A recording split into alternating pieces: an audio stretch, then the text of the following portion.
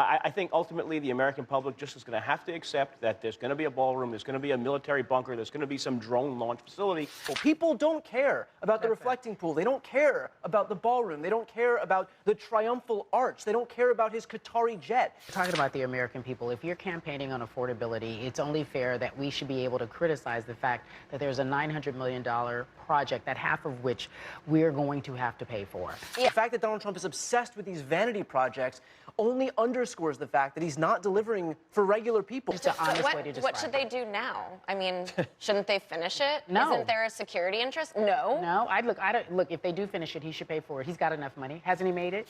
What price would you have been okay with for a secure location for the president to host world leaders? I don't care about Donald Trump hosting world leaders.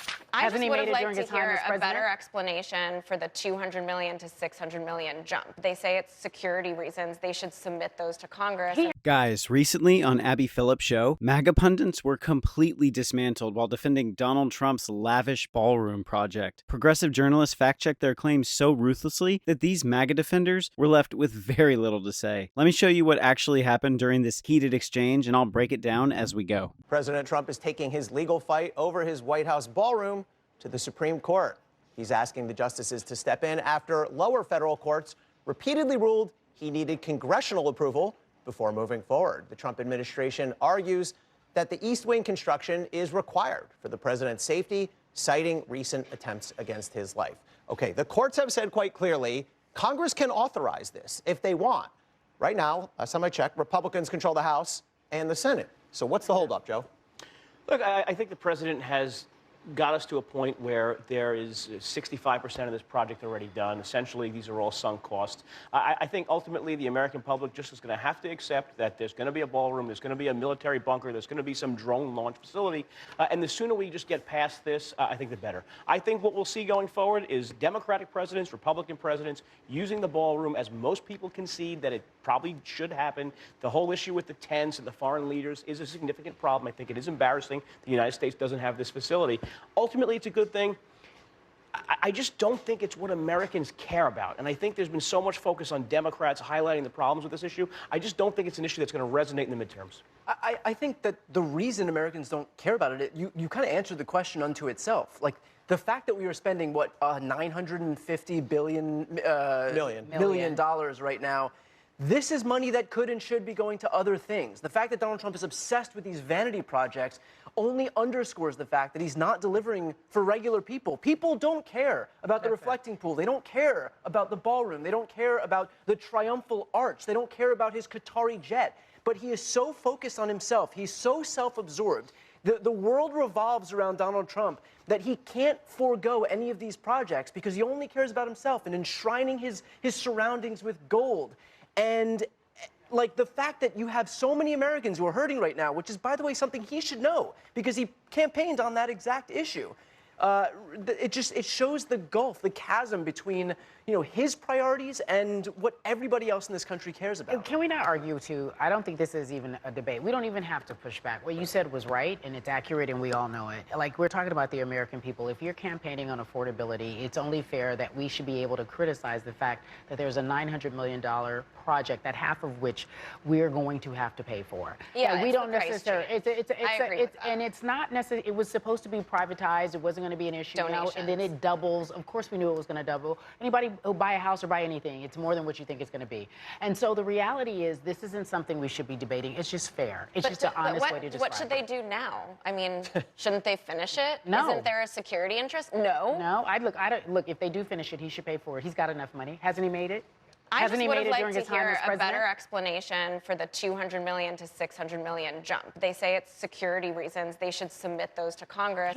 Guys, it is quite alarming to see that Trump has failed to live up to his words. 3 major promises helped get him elected in 2024. No new wars, a lower cost of living, and more jobs. But what he's actually accomplished in all these areas? Nothing. Literally zero. But don't worry, he found time and energy to bulldoze part of the White House and build a $400 million ballroom instead. And what's even more surprising is that Trump's administration is now asking the Supreme Court to let construction continue while the legal battle plays out. All right, buckle up, guys, because the timeline on this ballroom adventure is actually insane. In July 2025, the White House announced a modest, tasteful ballroom addition. The price tag was $200 million. Fine, rich guy wants a party room and he can have it. But that's when things started to attract attention. Instead of building next to the East Wing, the administration demolished the entire East Wing. Literally gone. Rubble. And then the price jumped from $200 million to $300 million, and then again to $400 million. I mean, what the hell is going on here? And you know what? None of his cronies said a thing about it. It seems they don't even care that it's taxpayers' money. But here's the interesting part. In this case, the courts have ruled that the administration needs congressional authorization to move forward with the project. Now this MAGA boss wants the Supreme Court to intervene and allow construction to continue. I mean, what the hell have you been smoking? If you're so desperate to build a party room, then go to Congress and get approval. And surprisingly, now it's not only a ballroom. Now Trump wants a helipad, changes to the Rose Garden,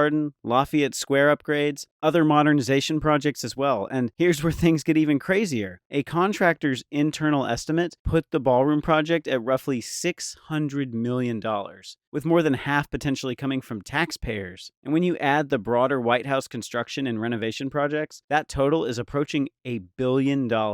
So we're talking about an enormous amount of money for White House construction and upgrades, which is absolutely insane. And that is why this ballroom fight is becoming much bigger than just one building. Guys, now we have an idea why Trump may want to avoid a congressional vote. Despite having a majority in both houses, there could still be Republican lawmakers who oppose or question the project. So instead of making this a political fight inside Congress, the administration is asking the Supreme Court to intervene. And you know what? These MAGA pundits continue to defend the project, arguing that Trump is doing the right thing. But even some Republicans are now questioning the timing and political risk of the ballroom. This MAGA boss in the White House recently said that we're living in a golden age. Now he wants to do his ballroom stunt, and with midterms approaching, Republicans have to consider whether the controversy could hurt them politically. Has the money, he can finish it.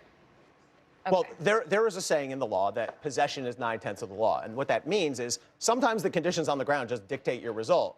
And we don't know what the Supreme Court's going to do here. But if they uphold the lower courts, we're going to have a hole in the ground. And I think that could push against the Supreme Court, letting this block stay in place. But where is Congress? Why wouldn't Congress just approve this? They can do it. I mean, they can, but the fact that Donald Trump didn't even go that route when he has a perfectly obsequious Mike Johnson and John Thune in the House and the Senate goes to show that he is only focused on usurping as much power as he can for himself. It's not like he has Democratic control of Congress. It's not like he couldn't get these guys to just grovel at his feet and do his bidding. They've done that all of... What price would you have been okay with for a secure location for the president to host world leaders? I don't care about Donald Trump hosting world leaders. But if it was a Democrat... I couldn't care less about the venue. I think that's an important part. I don't think that's an important part of anything. Is having world leaders come to the White House and to not have assassination attempts. I don't think that's that wild. We've not had assassination attempts in the existing structures in the White House. But they haven't been in the White House. But we've been, I mean, let's take a look. There have been an unprecedented numbers of serious attempts on the president's life. One of which was a few weeks ago at the White House property. There was a person who came to the west side of the White House with a gun, and he was apprehended by the Secret Service. So is there a valid security interest here? Whatever the price, I'm not saying the price is irrelevant, but there is a valid, this is something like we've never seen before. There were never 6 serious attempts on the life of any prior president.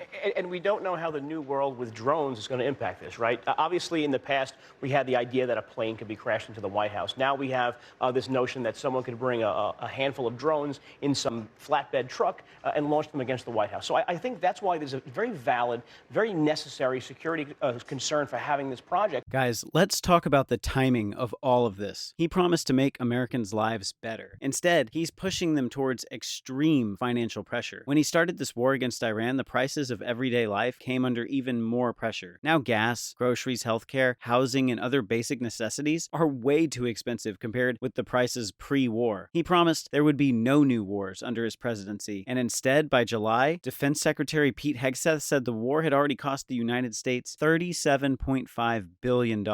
Later, the Trump administration was asking Congress for another $87.6 billion in supplemental funding. And despite spending that enormous amount of money, this war is nowhere close to ending, and America is nowhere close to achieving the decisive victory the administration has promised. Many defense analysts argue that America is losing the war. Iran disrupted the Strait of Hormuz in retaliation for American and Israeli attacks, causing repeated disruptions to a crucial route carrying roughly 1/5 of the world's oil and LNG. Tensions have since risen again, and efforts to secure a lasting reopening remain unresolved. To make things even worse, energy prices have surged amid concerns about oil supplies, putting additional pressure on markets and consumers. And let me remind you of another promise Trump made. He also promised a manufacturing renaissance and a wave of new jobs. He's faced another setback on that front as well. July alone delivered a shock to the labor market. Employers cut 23,000 jobs, while earlier unemployment figures were revised sharply lower. And meanwhile, as the cost of living climbs, the cost of this unnecessary and extravagant ballroom climbs right along with it. Let's keep the price tag aside for a second. Right now, working class Americans are struggling to pay their rent, to buy a house, to pay healthcare bills, to buy basic grocery items, fill their gas tanks. And you in a ballroom? Have you actually made Americans' lives better? If the answer is yes, then sure, go ahead, build yourself a party room. But the reality is, people are angry and frustrated because they're unable to pay their bills. And you in a ballroom for what? To satisfy your aesthetic sense? Guys, Trump and his allies in power don't seem to be paying enough attention to why American households are suffering. They don't care if people are unable to manage their expenses. And this is where his critics say Trump's priorities are completely out of touch with the struggles facing ordinary Americans. And to defend him, here are the MAGA supporters making arguments that he's doing the right thing. Right thing, my ass. Despite all the facts regarding the financial struggles facing working class Americans, these pundits still have the audacity to support their actions and their MAGA boss. And you know what? The saddest part is, no one knows how far this clown can go to satisfy his own ego. At a time when Americans are worried about jobs, prices, housing, the cost of the war, Trump is fighting to keep a massive ballroom project moving forward. And that is why this is not simply about a building anymore. It's about priorities, political power, and whether a president should be able to push forward with a project that Congress has not authorized. That's why it kind of never made sense to me. Why not just go about it in the way that might have been the easiest or required the least litigation? I think ultimately, like I said before, you're going to have this 10 years from now completely built. We're not even going to remember the controversy around it, but it's going to become just one of those parts of the White House that is celebrated and remembered and historic. I want to give you a hypothetical. Carrie Champion, I'm going to make you the next president of the United States. Congratulations. Thank you. She deserves it. Are you going to take Donald Trump's name off of these things? Are you going to stop these vanity projects? Are you going to let him go through? No, I'm taking his name off. I think, in fact, what he's done, and I've said this before, I think he's shown that you can have the audacity not just to necessarily hope, but to do whatever you want to do. And I think that we'll see more of that, and there should be no pushback on either side. President Cohen? Look, I would rename it in honor of Barack Hussein Obama. He seems to be so obsessed with him. The Barack Hussein Obama Presidential Ballroom. Yeah. Laura, what do you think? He names way too much stuff after himself, but there is a long list of presidents that will succeed him, and like Joe said, no one's going to remember the idiosyncrasies. But should we remove it? I think that's interesting. Would you remove his name? You're the president. What, to the ballroom? Yeah, no, I wouldn't. Because I teach the presidency, and I actually think it's interesting to look back and see how the person that is the president influences the office. Mm-hmm. And I would want my students to get a full picture of this person, and naming everything after himself, to me, is very interesting. No. Well, then you already know, given that you teach presidential history, that as far back as George Washington, presidents have declined and said, do not name things after me, not while I'm alive, right? This is different. A completely different person. But also, every president has made almost changes to the White House grounds. They have broad executive authority over that ground. I'd get the biggest eraser possible, and I'd go nuts. I believe you. I'd get the biggest eraser possible and go nuts. Thank you for letting me be president. What do you have to say to that? You love it. You love it, Fred. The list of world domination I would do as president, like the naming of stuff wouldn't even be close to the evil I'd come up with. All right, maybe we'll find out someday. That's it for today, guys. What do you think about Trump's ballroom adventure? Is it worth the cost, or should Trump focus on other priorities? Let me know your thoughts in the comments. If you like the video, please subscribe. I'll see you in the next one.